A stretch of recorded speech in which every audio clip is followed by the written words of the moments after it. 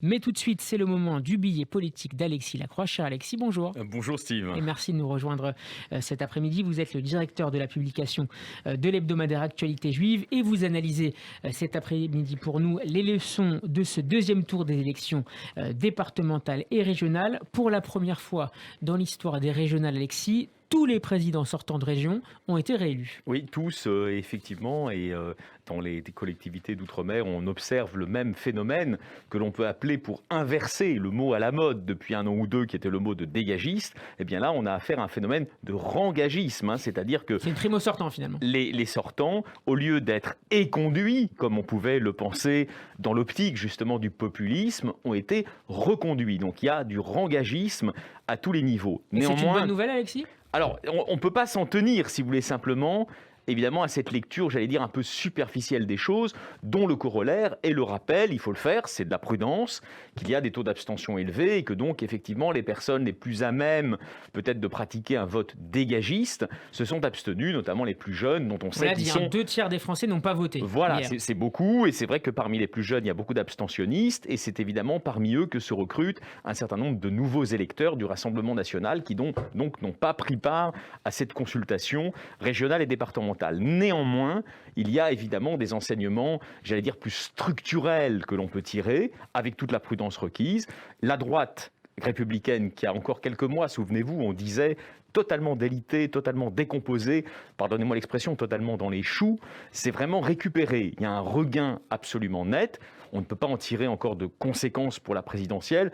Ce dont on est sûr, c'est que s'il ne s'entre-déchire pas, les ténors de cette droite, tous d'ailleurs brillamment réélus, Wauquiez en Auvergne-Rhône-Alpes, Bertrand, vous le disiez, dans les Hauts-de-France, face notamment au Rassemblement national et à Éric Dupond-Moretti, et bien sûr Valérie Pécresse à Paris et en Île-de-France, seront évidemment à même de porter une voix peut-être importante et peut-être même létale ou dangereuse pour ce qui reste de la République en marche. Justement, à propos de la République en marche et peut-être plus largement pour le Rassemblement national, on note leur difficulté à s'implanter localement. Est-ce à dire que ce sont des mouvements qui sont d'abord des mouvements nationaux plutôt que locaux ?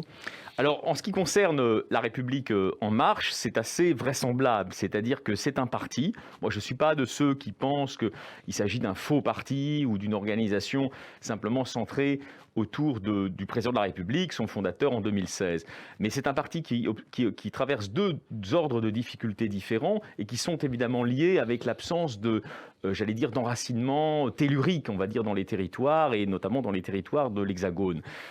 C'est d'abord le cap. On sait qu'il y a d'ailleurs une interrogation du président de la République qui se demande s'il ne faut pas remplacer le délégué général Stanislas Guerini par d'autres personnes, peut-être Gabriel Attal, qui seraient pressentis et qui ont plus de punch, si vous voulez, sur le plan de la ligne. Donc il y a ce premier problème. Et puis le deuxième problème, c'est que c'est une formation récente, avec toutes les qualités qui sont les siennes, mais qui n'a vraisemblablement pas remplacé en région une droite modérée, on va dire démocrate chrétienne ou gaulliste, les deux. Et qui manque d'incarnation. Et attendez, donc ça c'est important, et une gauche modérée aussi. On sait, alors là justement, c'est pas à mon avis la question de l'incarnation. La République en marche est née, si vous voulez, d'un mouvement quand même en très grande partie produit par la gauche socialiste et radicale socialiste. Ce sont des gens qui viennent souvent de là. D'ailleurs, Guerini comme Attal, qu'on vient de citer, en viennent.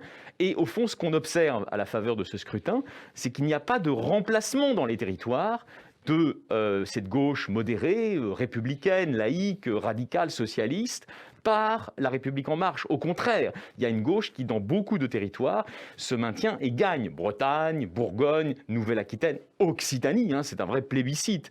Pour Carole Delga, 59%, c'est considérable.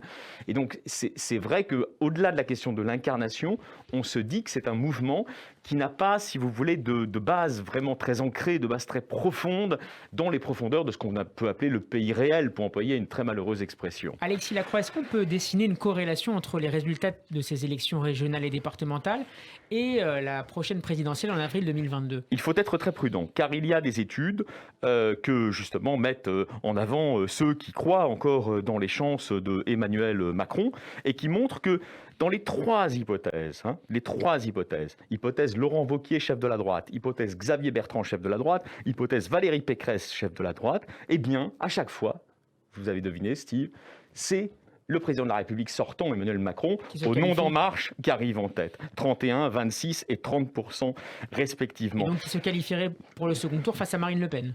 Voilà, et ce qui veut dire aussi que à chaque fois, il y a donc une résilience, une résistance d'Emmanuel Macron, peut-être pas d'En Marche, mais en tout cas de son nom à lui.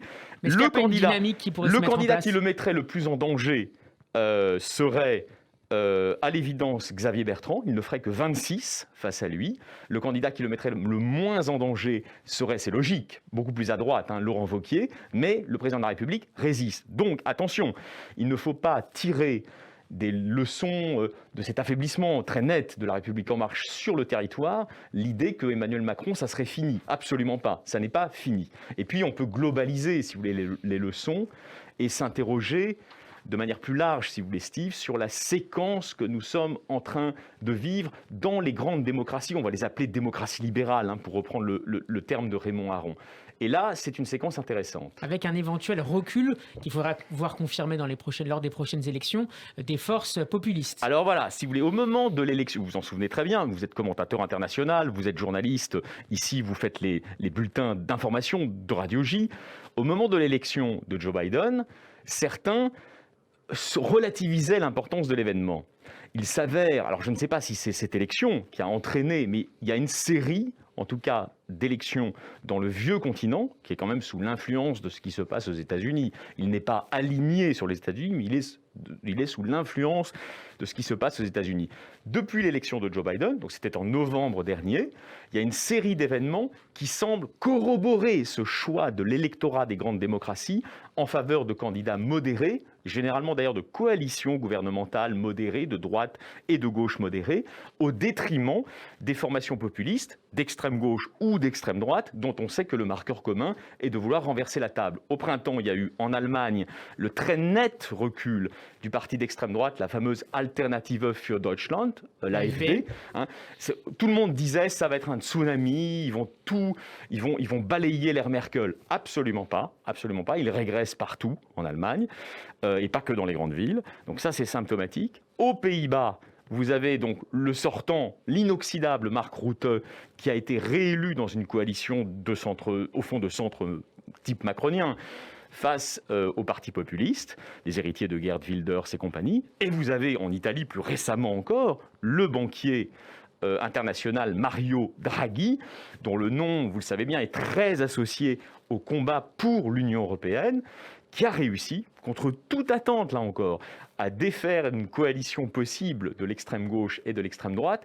Et il a même été si loin qu'à l'israélienne, si j'ose dire, comme Lapid et Bennett, il vient d'intégrer dans sa coalition des gens qui jadis l'avaient combattu, comme le très populiste Matteo Salvini. Donc vous voyez bien qu'il y a un mouvement global dans les grandes démocraties qui est plutôt un mouvement de ressac, de déflation, voire de récessivité des mouvements extrémistes. On ne sait pas encore, bien sûr, si cette tendance, fragile, modeste, va imprimer sa marque à la présidentielle française de l'année 2022. Et on verra ça notamment avec vous. Merci beaucoup Alexis Lacroix. Votre billet politique est à retrouver en podcast sur Radio J. Merci Steve. Bon après-midi Alexis.